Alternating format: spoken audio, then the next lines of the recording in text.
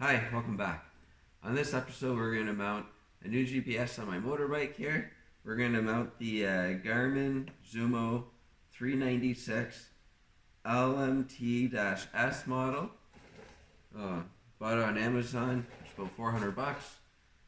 We'll see how it goes. I have a big trip planned, so I'll be able to give it a good test run, and then I'll do a review of it as well afterwards, seeing how it performs on the trip. So don't forget to subscribe and click the notification button. Check me out on Instagram at Clargo Garage. Let's get started. Alright, so I've already got it out of the box a couple days ago when it came in. I haven't powered it up or anything yet. I just kind of physically looking at it and seeing how it works. First impression, the GPS itself seems pretty solid. Just looking at it, has some weight to it and it feels robust. For the power, when it's on the bracket, there's just two little tabs that make contact with these contacts here. There's just little things like that. I'm not sure if that's going to be good or bad. It seems a little dainty, but we'll be optimistic and hope that it's good. One thing that I'm a little bummed out on is when it's on the bracket, it just kind of locks in like that. But there's nowhere to tie a safety line to it. So it'd be nice to have a safety line, so say it ever came off the bracket, you could have a loop on it so it wouldn't be able to fall to the ground and lose on the highway. So I'm going to see if I can figure something that doesn't look terrible and is functional out for that. That's very easy. But I would like to have some type of string or something on it, so when we're up riding and say if for some reason it falls, it'll just fall and dangle and tap the tank or whatever. I can pull over and remount it. But the bracketry for mounting it actually seems fairly decent, which I'm happy about that. So I've already partly put it together, so I'm going to kind of undo what I've done and we'll put it together. So this power cord wasn't attached to the base. All you had to do, there's that hole there, you slip it through, it's a little bit tight, slide it over, and then there's a small little screw on the back side. You can see it right there, and you just use Phillips and screw it in. I just used that screwdriver there, so it was a very fine point on it. It's pretty small Phillips, and then it came with this hardware here, if I can get it out.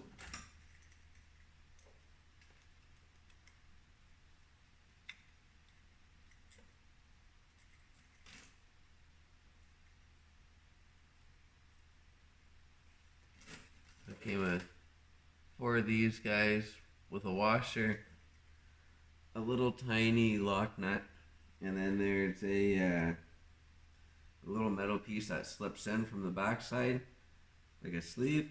So you just put all those on, and then this little piece has the nub that works for mounting, so then you can adjust it.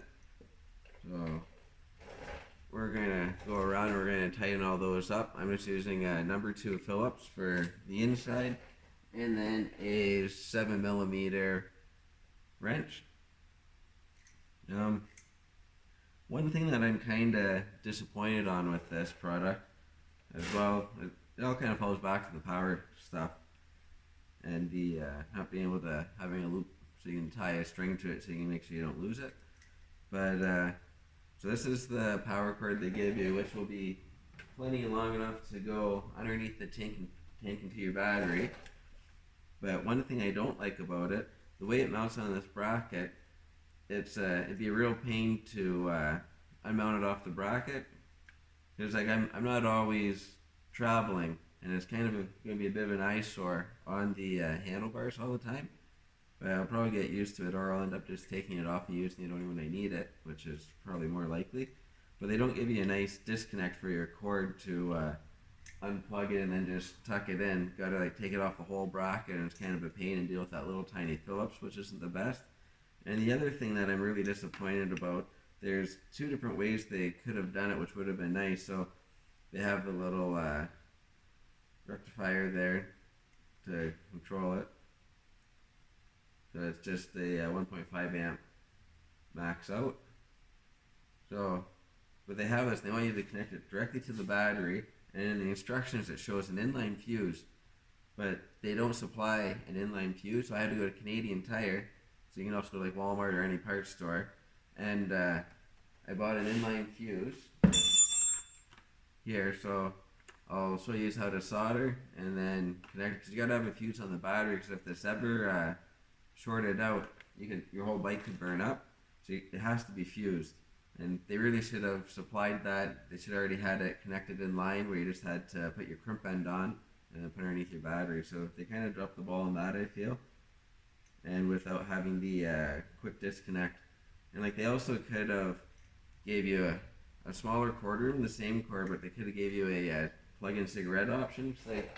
Like my bike, I have a cigarette plug-in right here, so that would have worked out really well too, and it would have already been fused. But I decided I'm going to try to keep the fusing, or that I'll keep that plug for other accessories if I just need to charge my phone or whatever while I'm riding, and I'll keep the GPS separate for now. But I may change my mind just for ease of pulling on and off, because it's going to be a pain to pull the tank up to remove the wire again. So the other option would be dealing with that little tiny screw and pulling it out of here, which is a pain as well. But we'll cross that bridge when we get to it. Today we're going to just fully mount it the way it was intended to be mounted, and we'll see how we like it from there.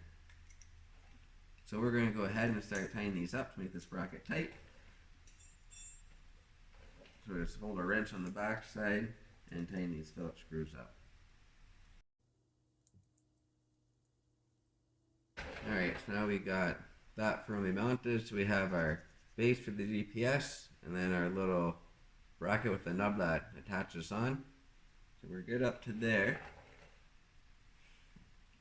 And then I'm going to use the handlebar mount that came with it with the U-bolt. I'm probably going to line the backside with some rubber, just because I don't want to mark up my bars, so that'll drive me nuts. And then that has a nub on it too.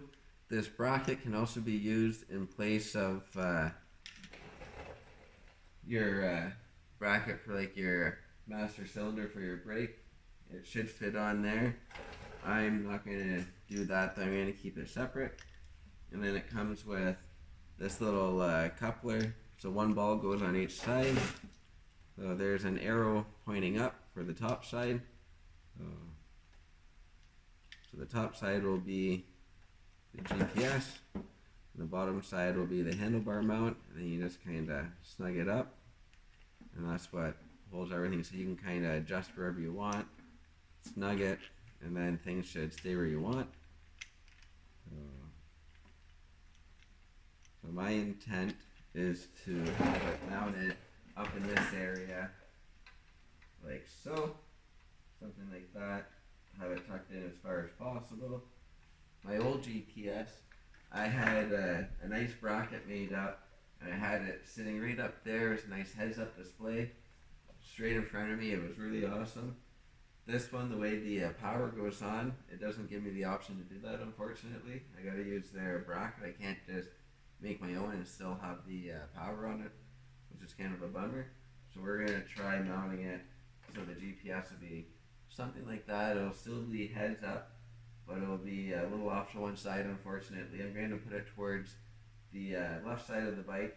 This way I can still be working the throttle while I'm driving, and we'll see how that pans out for me.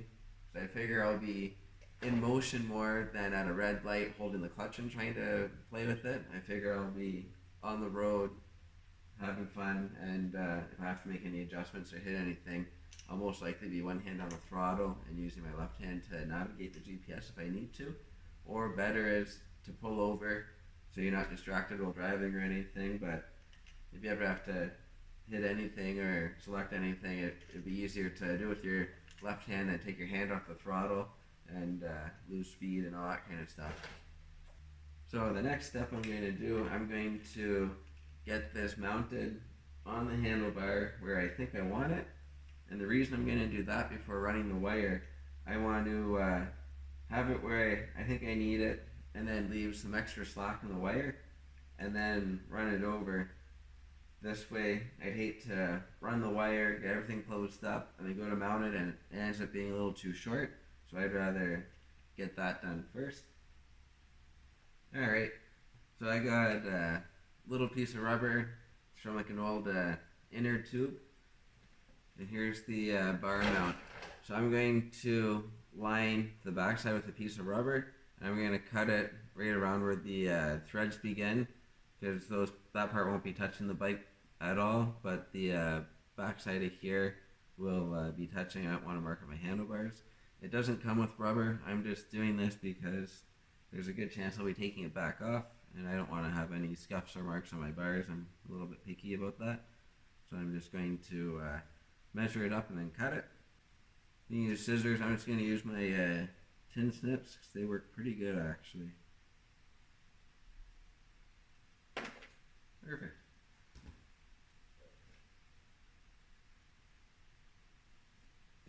And now I'll slip on like that. It's a little wider than it needs to be, but won't really be able to see it, and it'll be just a little bit easier for installing. I won't be fighting with it as much for moving it on me. So I'm going to mount it just like this. This will slip in, and then we'll put our hardware on the front side. And the nuts that come with it, we're going to go, we'll put the nuts on. It didn't come with any flat washers, but it came with lock washers. So even though they're not flat washers, I'm going to use the lock washers on here just when I'm tightening it up. The bolts or the nuts not trying to bite into the plastic, but it should really have flat washers on it would be ideal. And these nuts are a 11mm socket, and that's what I'm going to use. So I'm just taking a guess where I think I want it. I think I want to put this mount right here, and we can always move it around a little bit if we don't like it. So with that chunk of rubber on there, the bolts or that U-bolt doesn't give that many threads sticking out. So I'm going to not use those lock washers or any washers on the back. I'd rather protect the bar, and I'll just be careful in tightening it up and make sure that things aren't jamming.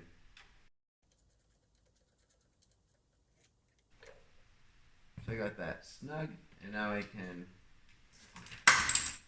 get the actual mount done. So I'm going to put it so the twist is facing the outside of the bike, just so I can get things closer to the center without rubbing up against anything.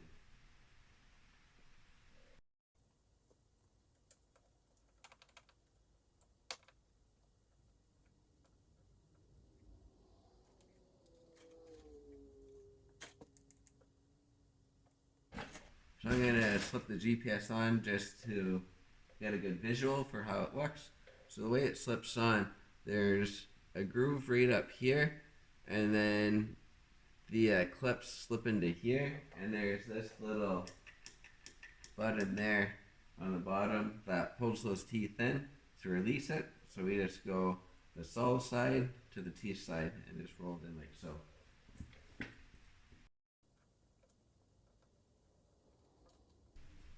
And there's something like that. I'm going to move it a little higher up on the handlebar because, as you can see, the it's kind of touching the fairing there, and we don't like that. So we're just going to loosen these bolts off a bit, and then we're going to try sliding it up probably an inch, inch and a half.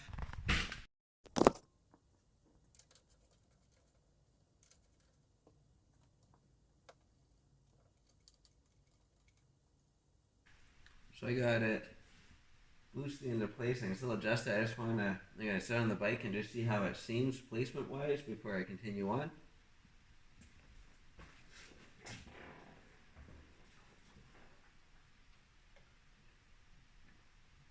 So something like that probably isn't too bad.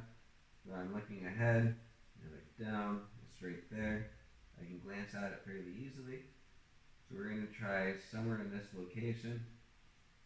The only place we can go would be up a little bit to here, which would be maybe okay too. I can still hit my radio button. It actually does interfere with that a little bit. But a little better like that. I'm also not sure how bright the screen's going to be in the daylight. So I need to give myself a little adjustment. I need to try to roll it and protect it underneath the windshield to make it a little darker to read. But we're going to try it there for now. Alright, I got the tank part way off. I haven't tried running the wire yet. I'm only taking the tank part way because I have the LED lights underneath the tank, and the real pan got untaped a bunch of stuff and to get the wires disconnected. So I'm just pulling the tank far back as I can. I have a piece of wood over top the battery just to ensure that it doesn't get shorted out. And I'm going to start running the wires. If you don't know how to take the tank off or put it back on, I have episode 24 will show you how to take the tank off. Episode 31 will show you how to put it on. And then to reset your clock, episode 32 will show you quickly how to reset the time on your clock and your gauges there. So we're going to guide these wires where we want them to go. So I want to bring them kind of in and then behind the tree, and then I'm going to come back out around with all these other wires. And you also want to make sure that you leave enough wire in this portion here for your handlebars. Because when you steer, that's going to flex. If you leave the same amount as what's there on the other wires, you should be good. So we're going to fish this through. This one down and then around. If you have just the windshield, or if you take your fairing off or have no fairing at all and no windshield, it's a lot easier to do this part. Alright, I got the wire run down the way I want it to.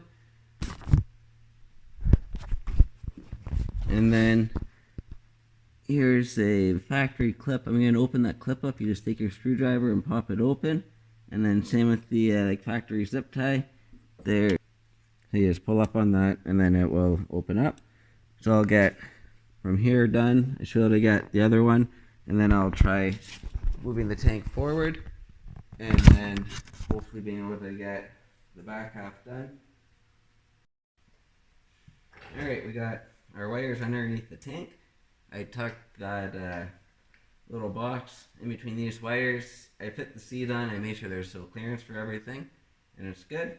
So our last step is going to be to strip these, put our inline fuse in, and then put crimp ends on. I don't get any crimp ends here, so I'm just going to strip it back and tin it, and then tighten it down, and then next time I'm at the store I'm going to buy some crimp ends.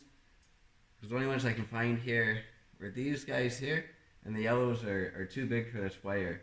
The blues or the reds will work, and I like the ones with the round eye on them because they can't slip off. The fork ones are nice though for just slipping under and not losing your clock memory, but you're going to have to reset your clock anyways, so it's better off hit the round ones. But the blues will work good for you. I just don't have the blues here, I only have the yellows. So now we're going to get ready to start solder. Alright, so I have my soldering iron plugged in so I can start warming up. So we'll let it warm up while we start prepping everything. So we're just going to tin this black wire until we get some crimps, so we'll strip it back a bit.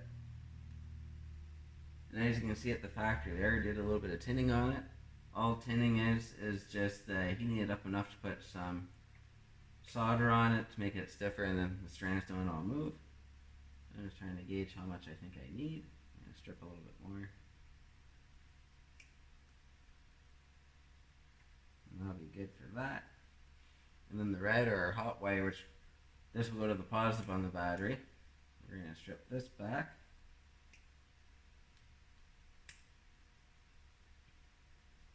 And that'll be plenty. That's about an inch and a quarter, which is definitely a lot.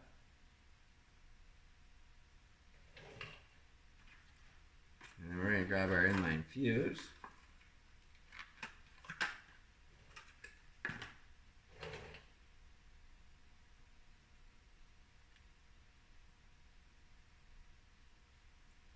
You always want your fuse to be as close to the battery as possible, because if you get a short anywhere before the fuse is not protected, and it will or could cause fire, and that'll be the end of your bike.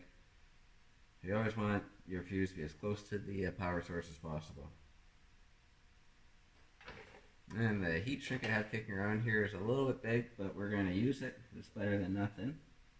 So we'll slip that on ahead of time. That definitely sucks when you forget to put your heat shrink on. And then all we're going to do, we're just going to take these two, we're just going to spin them reverse to each other.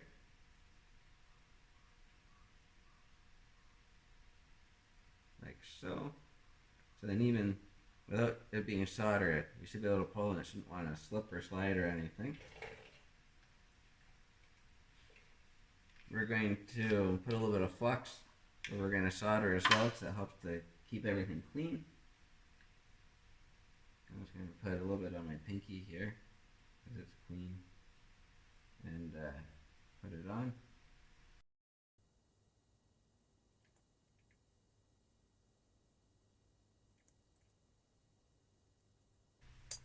And then I always have like a wet piece of paper towel or a sponge, and you just kind of wipe the excess off to keep it from burning. And now we're good to start our first solder. We're going to try to hopefully carefully balance this like so. And then you go with your solder on the top, and you want to make it so the heat pulls it in.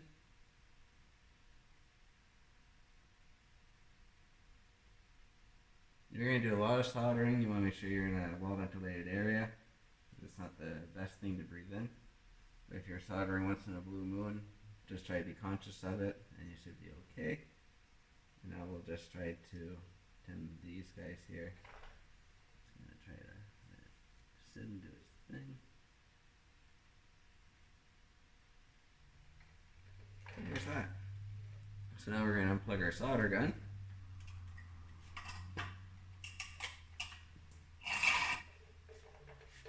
And as it cools, I like to keep cleaning it and then re-putting solder on it. Keeps the tip in better shape. And remember, this is all very hot, so make sure you don't touch any of that.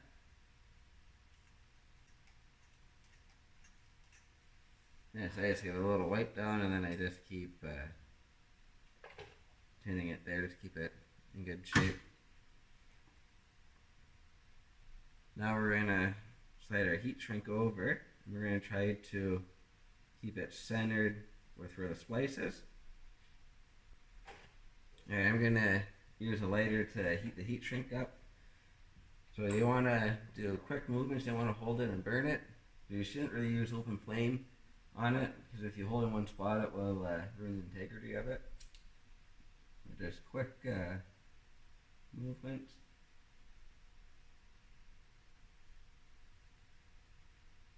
Kind of roll it around as you go.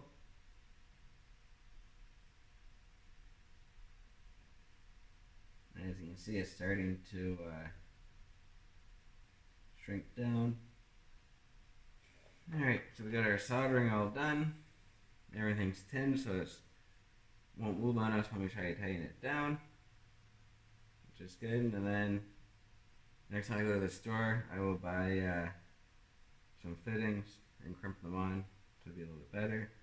Got the heat shrink on too. Now our last step is to get these underneath the battery, and we put our fuse in. So one thing with the manual, it doesn't tell you what size fuse to put in line with it. Looking at the power box on it, it says it's 1.5 amps max. So a 2 amp fuse would be good. I don't have any 2 amp fuses kicking around, so I'm going to throw a 5 amp in. It will give it sufficient protection if it shorts, and that's the biggest thing. And we'll at the store, I'll buy a couple 2 amp fuses too, just to keep it protected. Now we're going to put underneath the battery terminals for now. So I'm just going to use my Phillips to get it off. And when you, if you're doing it this way, when you want to have it so the way it's wrapped around the screw or bolt, when you tighten it up, so it wants to suck it in more. You don't want it to be pushing it off, just like when you're doing a receptacle or something in the house. You always want it to be pulling itself on.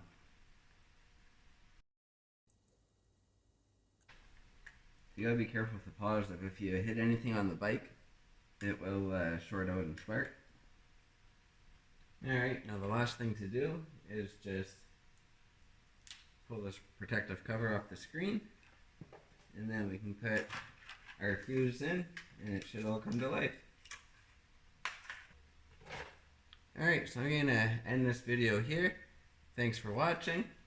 Don't forget to check me out on Clargo Garage on Instagram. Subscribe here and click the notification button. Have a great day.